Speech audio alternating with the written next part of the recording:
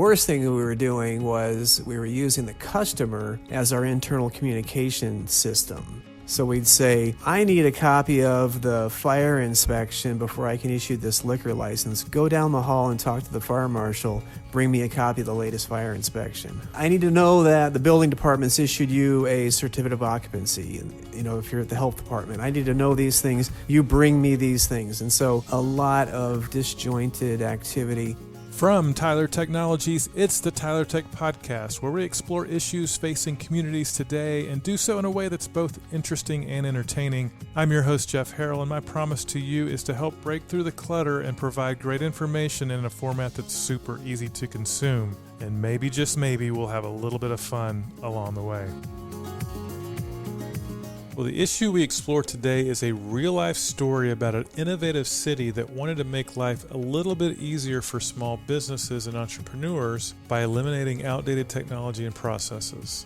We're going to Kansas City, here I come. That's right, we are in Kansas City, Missouri, located in the heartland of the United States. It's the 38th biggest city in the United States, known for barbecue, jazz heritage, and fountains. The city sits on Missouri's western edge, and what was once a hard luck sports town, Kansas City has now seen recent big-time success, winning both the 2015 World Series and, of course, the Chiefs winning Super Bowl 54 earlier this year. And did I mention it's known for barbecue? Well, I wanted to find out what is the best barbecue in Kansas City, so I asked Rick Usher. Rick is the Assistant City Manager for Small Business and Entrepreneurship here in Kansas City. So if you like brisket, burnt ends, pulled pork, I mean, it's all here right in the center of the country. My favorite actually is Arthur Bryant's. So we had to ask the folks at Arthur Bryant's what makes their barbecue so very special. The original sauce is unlike anything you'll ever taste.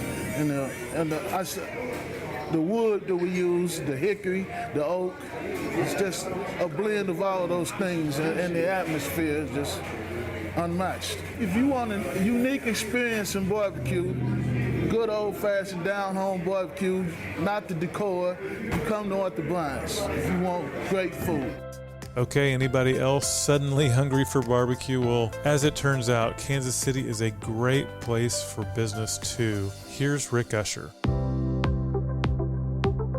I think we say in the startup community that your runway is longer in Kansas City, that just because of the cost of living.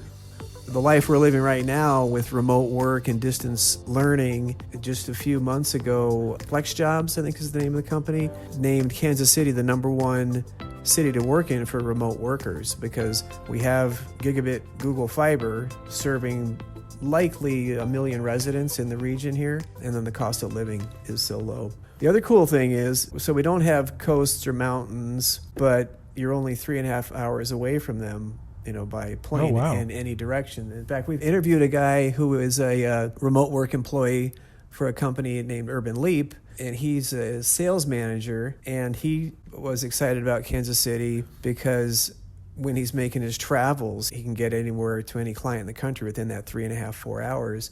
Whereas if you're on the coast, you're making a day of it at least. There's a lot of that we have going for us. And it's small businesses like Arthur Bryant's that Kansas City wanted to continue to help. So specifically, they recognized an enormous pain when it comes to accessing permits needed to operate a business. Here's Rick Usher describing the problem. The worst thing that we were doing was we were using the customer as our internal communication system. So we'd say, I need a copy of the fire inspection before I can issue this liquor license. Go down the hall and talk to the fire marshal. Bring me a copy of the latest fire inspection. I need to know that the building department's issued you a certificate of occupancy. If you're at the health department, I need to know these things. You bring me these things. And so a lot of disjointed activity. So Rick, how did you know that you needed to turn to updated technology to solve this problem? I was in the building department back in the 90s when the Y2K problems came up. Remember, everybody was pushing for a Y2K solution. Oh, yeah. So we, at that point, put together a similar group of departments to put together an RFP. I was in the building department at the time, codes administration. We went to the IT department, went to the manager's office, and just said, look, we're all trying to solve the same problems. We're all doing permitting and inspections. At that time, I think we had 117 different databases, everything from Excel spreadsheets, and we had Lotus Notes forms. I'm not sure. Oh, anyway, we had a whole bunch of homegrown systems that we tried to find ways to make them talk to each other. When we put out the RFP for the system now that Tyler was successful in becoming our vendor, we again kept 10 departments. So really my job as executive sponsor in the city manager's office was basically to keep everybody on the bus. Identify who needs to be here, have staff go do a needs assessment, start looking at where there's shared data. Kind of a fun exercise our city communications office did when we were branding this, and they came up with the Compass KC branding, was we asked all the departments to come to a meeting and bring us a copy of your permit and inspection forms. And when you laid all that out, it looked like, if you were the customer, you would feel like you're working with 12 different jurisdictions. Compass KC is our citywide permitting system. It's hard to really put it in a box of permitting system. I joke that my revenge for hanging around City Hall for 34 years is to finally make my way into the city manager's office so that we do implement a citywide system. And what was life like for businesses before Compass KC? Prior to Compass, you're struggling, I think, to find your application requirements. They might have been scattered across the city's web pages. You probably were struggling with just the travel time and the disruption. It might actually take you a week to make contact with all the departments you need to and get everything you need done. So there was a lot of burden we were putting on customers to bring us information that we could easily get from another department. What do you feel like is the biggest benefit to businesses that you've seen? A lot of that we're experiencing right now. When you're working with a business community, they want streamlined, reliable, basically expedited customer service. And they want you to have really been pushed to have more of a virtual city hall, like a 24/7 city hall. And today, with the stay-home orders and the social distancing that's required, really what I'm seeing is we implemented social distancing processes a year and a half ago when we implemented Compass KC. And then we have numbers showing just in our planning department, we reduced walk-in customer traffic in the permit office by over 2,400 people. Wow. With the same workload. Just some quick numbers. In 2017, they had 8,345 walk-in customers, 21,577 permits processed. 2018, 8,086 walk-in customers, about the same workload, 21,017 permits. 2019, so this is 4 or 5 months after the implementation of Compass KC, they had 5,818 walk-in customers in that first full year of activity and 21,114 permits processed. So same workload, but 2,400 fewer walk-in customers because architects are submitting their plans electronically. Our plans examiners are reviewing those and sending the comments back, obviously through the same system. Payments are made electronically, responses to plan review comments. But the real key was making more of our permits accessible to just the general public. General contractors, but even homeowners could submit a site plan to build a detached garage or to build an addition to their house or remodel their house, do all of that electronically, not have to come down to City Hall, do it on their own schedule, and make those payments, which we're happy to have so we can continue to provide services. That's been the biggest benefit. Then it also lets staff manage where their employees are focused throughout the day. You've got walk-in customers. I know when I managed the permit division, you'd have a big peak of customers 11 in the morning, another big peak of customers at 2 in the afternoon. And if you're getting those applications electronically now, you can distribute that workload a lot more consistently and across the department. What have the benefits been for the city? Now with it shared in the database, we've transformed the work that our permit staff and inspectors, investigators are doing is we're not just running through checklists now. We're looking at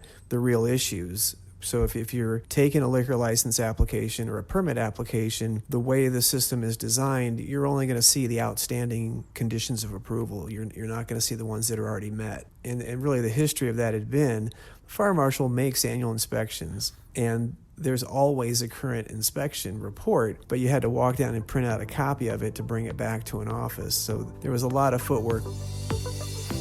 We'll be back with Rick Usher, the Assistant City Manager for Small Business and Entrepreneurship, in just a moment.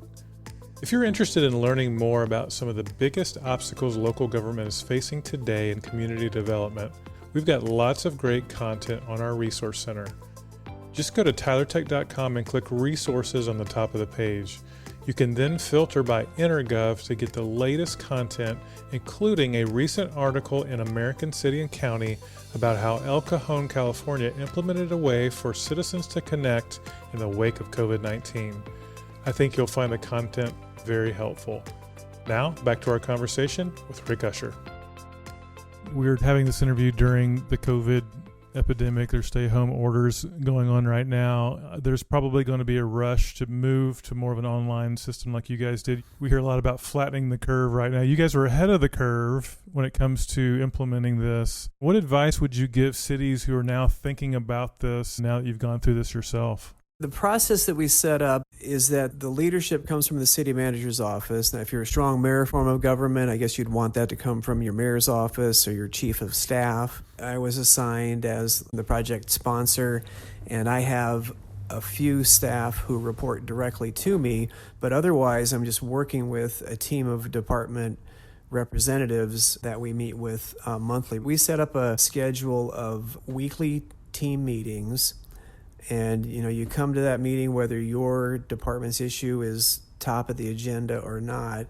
And what happens is that departments are learning from each other. When you look at the adoption of technology across a city the size of Kansas City, we have 4,400 employees in 20 different city departments. You're going to have technology adoption even in some cases where we were taking staff that were still using clipboards and pre-printed forms to go do their inspections and then giving that to someone when they got back in the office who would then do data entry. To the other extreme being departments like health, where they're taking computers and scanners and small printers into the field with them, and everything they're doing throughout the day is done electronically. Key advice, though, is form a leadership structure. Have your bi-monthly meeting with the city manager and all the city departments, so the department heads are getting that message from the city manager about the progress that's being made.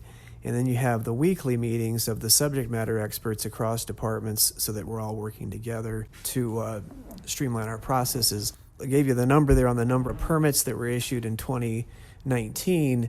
That's probably maybe even more permitting activity because we also decreased a lot of permit types. One project, I was working with the University of Missouri Kansas City Law School, where they have a law, technology, public policy course that helps us troubleshoot issues and ideas. And so they reviewed what we called our checklist for land development plan review. And then they also reviewed what I was calling the plumber's dilemma, that if you're building a single family house, this is like 3 years ago, the plumber had to take out 5 or 6 permits from 3 different city departments. So you're taking out a plumbing permit to do the general plumbing in the house.